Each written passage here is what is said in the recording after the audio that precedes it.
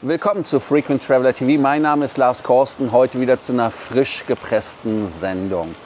Die Lage am Persischen Golf ist immer noch problematisch, logischerweise, gehen wir darauf ein. Lufthansa hat ihre Zahlen anscheinend ein bisschen besser im Griff. Und nochmal eine Erinnerung für alle, die Hilton Diamond sind und diesen am Ende des Monats verlieren könnten. Da gibt es einen Weg, aber er ist mit Vorsicht zu genießen. Ja, ihr denkt dran, wie immer den Kanal zu abonnieren, die Glocke anzumachen, einen Like dazulassen, aber auch zu kommentieren, abonnieren und dann natürlich auch ganz klipp und klar aufs Score zu kommen. Die Lage am Persischen Golf. Luftverkehr ist immer noch teilweise lahmgelegt und problematisch. Der Krieg sorgt natürlich für Störungen im internationalen Luftverkehr und das dauert wahrscheinlich auch noch etwas länger an. Besonders betroffen sind ja die Drehkreuze in Dubai, Abu Dhabi und in Doha. Zehntausende Reisende sitzen fest, mehrere Lufträume in der Region sind geschlossen. Und die Lage ist natürlich besonders schlimm bei den golfansässigen Fluggesellschaften. Emirates, Qatar, Etihad, aber auch Lufthansa aus Deutschland fliegen nicht hin, aber die fliegen gar nicht mehr im Golf. Besonders betroffen sind natürlich alle Flüge in den mittleren Nahen Osten, wie es im Deutschen heißt.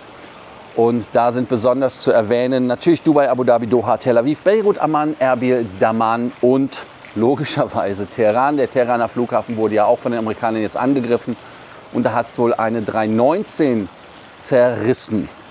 Also von den Iranern. Die war leer, Gott sei Dank. Ja, auch Flüge nach Larnaca, Zypern sind betroffen. Denn die Drohnen- und Raketenangriffe sind ja eskaliert, nachdem die USA und Israel und die Briten den Golfstaat, ist es Golfstaat? Aber auf jeden Fall Iran angegriffen haben. USA und Israel sind da jetzt relativ knallhart, aber auch die Iraner sind knallhart mit Drohnen und mit Raketen, die sie schießen. Und diese werden halt auch gegen Flughäfen in der Region eingesetzt. In Kuwait wurde der Flughafen von einer Drohne getroffen, mehrere Mitarbeiter wurden verletzt, aber auch Infrastruktur beschädigt. Abu Dhabi, Dubai, selbiges. Ein spektakulärer Vorfall betraf zum Beispiel einen Emirates-Flug. Das war Emirates EK501 und zwar Richtung Dubai, ein 380er. Die haben beim ersten Landeversuch, dann wurde wegen Luftalarm die Landung abgebrochen und man ist dann über den Oman gekreist, vor dem Oman 2 Stunden lang, um dann sicher beim zweiten Versuch zu landen. Hier gibt es auch ein Zitat von Abdullah bin Tuq al-Mari, das ist der Wirtschaftsminister der Vereinigten Arabischen Emirate. Sichere Abflugkorridore werden eingerichtet, damit gestrandete Passagiere die Emirate verlassen können. Die Evakuierungsstrategie der Vereinigten Arabischen Emirate ist relativ einfach. Bis zu 80 Sonderflüge pro Tag, etwa 27.000 Passagiere täglich. Sichere Zeitfenster für Starts bis zu 48 Starts pro Stunde. Das heißt also, die Flughäfen werden besonders nochmal gesichert. Flugprofile sind meist Richtung Oman, schneller Steigflug aus Sicherheitsgründen. Auch die Bundesregierung hat Evakuierungsflüge durchgeführt aus dem Oman allerdings. Das war ein Airbus 340-300 von Maskat nach Frankfurt. Deutsche Staatsbürger, Kinder, Schwangere und Kranke waren da die Zielgruppe. Lufträume sind natürlich weiterhin geschlossen. Irak, Bahrain, Kuwait, Katar. Aber teilweise offen ist halt Saudi-Arabien und Oman. Und der Golf ist einer der wichtigsten Flugkorridore der Welt. Viele Europa-Asien-Flüge verlaufen hier. Wenn diese Region blockiert ist, müssen Airlines große Umwege fliegen, zusätzliche Crews einplanen, mehr Treibstoff mitbringen oder sogar Treibstoffstopps anlegen. Und das kostet natürlich richtig. Ja, wie stark werden die Flugpreise zwischen Europa und Asien steigen, wenn der Golfraum länger geschlossen ist? Das muss man sich angucken. Zum Thema Lufthansa. Lufthansa hat ihre Kosten wohl im Griff. Ausgangssituation ist natürlich relativ klar, denn die Lufthansa streikte und hat damit höhere Personalkosten bekommen, operative Probleme, Streiks und natürlich ineffizienter Kernbereich. Wer ist besonders betroffen? Das ist die Lufthansa Kernmarke, also Lufthansa Classic, wie wir sie nennen. Die Situation in 2024, 2025 war so, dass man in 2024 ein schwieriges Jahr hatte. In 2025 kam es zur Stabilisierung. Der Zwischenstand im Halbjahr 2025 ist, dass man 274 Millionen Euro Verlust schreibt. Trotzdem erwartet man dieses Jahr ein Break-Even-Ergebnis, also quasi eine schwarze Null und sogar eventuell vielleicht mehr, einen kleinen Gewinn. Carsten Spohr sagt, Lufthansa wird mindestens plus minus null abschließen in 2025. Heißt also, Carsten S. aus M. hat in die Glaskugel geschaut. Nein, er hat ja natürlich Zahlen, die haben es ihm schon gesagt. Wichtige Kennzahlen sind natürlich die Stückkosten. Und die Definition in Aviation ist relativ einfach. Operative Kosten pro angebotenen Sitzplatzkilometer. Diese steigen bei Lufthansa weniger stark an als die Inflation. Das heißt also, man konnte da die Kosten reduzieren. Das Turnaround-Programm ist ein langfristig angelegtes Programm und das Ziel bis 2028 ist 2,5 Milliarden Euro mindestens zu sparen. Aufteilung ist 2/3 Kostenreduktion und 1/3 höhere Einnahmen. Lufthansa sagt, die voranschreitende Implementierung des Turnaround-Programms wirkt sich nachhaltig positiv auf die operative Stabilität aus.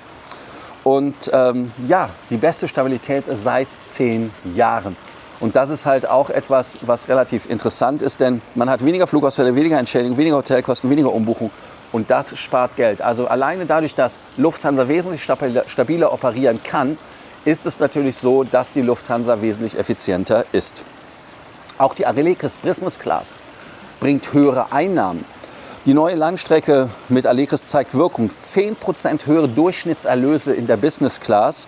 Das bedeutet, Passagiere zahlen mehr für ihre besseren Sitze. Und die Strategie ist klar bei Lufthansa. Mehr Langstrecke, denn die Langstreckenflotte wird ausgebaut, die Kurzstreckenflotte wird outgesourced. Stefan Kreuz meinte, bis 2030 werden wir 50% der Kurzstreckenflotte bei effizienteren Flugbetrieben auslagern oder haben. Zitat Ende. Heißt also am Ende des Tages, dass man sich mit der Lufthansa Classic aus dem Kurzstreckenmarkt Winke-Winke macht und dass man am Ende uns auf die Lufthansa City Airlines schiebt. Cityline ist ja tot. Oder auf die Eurowings oder auf die Discover. Und die eigentliche Kernstrategie ist, dass halt Lufthansa wirklich nur noch eine reine Langstreckenflotte bringt und die Zubringerstruktur von anderen gebracht wird. Und das ist ähnlich wie bei Emirates, Qatar Airways, aber auch bei Singapore Airlines, denn die Kurzstrecken werden zunehmend ausgelagert.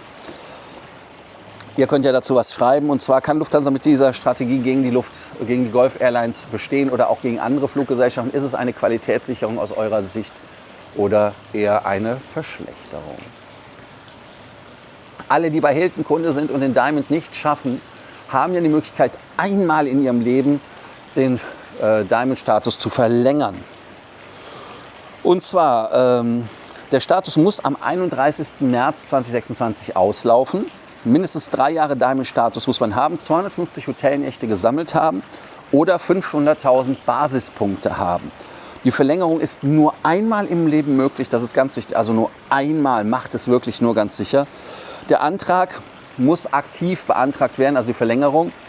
Es erfolgt keine automatische Verlängerung, denn während der Pandemie wurde der Status ja automatisch verlängert. Jetzt kehrt Hilton zu den normalen Standardregeln zurück. Man hat ja auch die Qualifikation angepasst nach unten hin, hat auch einen neuen Status eingeführt, 2 Statuslevel. Heißt also, man erreicht ihn jetzt mit 25 Aufenthalten oder 50 Nächten. Früher waren es 30 Aufenthalte oder 60 Nächte. Ganz wichtig. Und was die Analyse ist für uns als Flieger, ist natürlich, dass der Hilton-Status wesentlich leichter zu erreichen ist. Einige Benefits wurden natürlich auch, nennen wir es einfach mal, restrukturiert. Ne? Und man sagt aber, dass man differenzierte Benefits gibt für mehr Statusinhaber. Würdet ihr eure Diamond-Verlängerung jetzt nutzen, einmalig, oder lieber für eine Situation nutzen, wo es wirklich braucht? Denn ehrlicherweise muss man ja sagen, sind es sogar 40 Nächte? Habe ich einen Fehler? Schreibt es unten rein, ob es 40 Nächte sind oder 50 für den Diamond-Status. Also auf jeden Fall, dass ihr das da schreibt, weil mein Ziel ist der Diamond Reserve, nur so als Stichwort. Also ihr könnt hier jetzt am Ende des Tages da nochmal beantworten und natürlich auch die andere Frage beantworten: Kann Lufthansa mit ihrem Langstreckenfokus langfristig gegen Emirates, Etihad und Qatar bestehen oder nicht? Ihr denkt dran, wie immer den Kanal zu abonnieren, die Glocke anzumachen, einen Like dazulassen und ihr könnt ja da die Themen weiter beobachten und kommentieren. Ich freue mich. Also, bis dann. Ciao, ciao.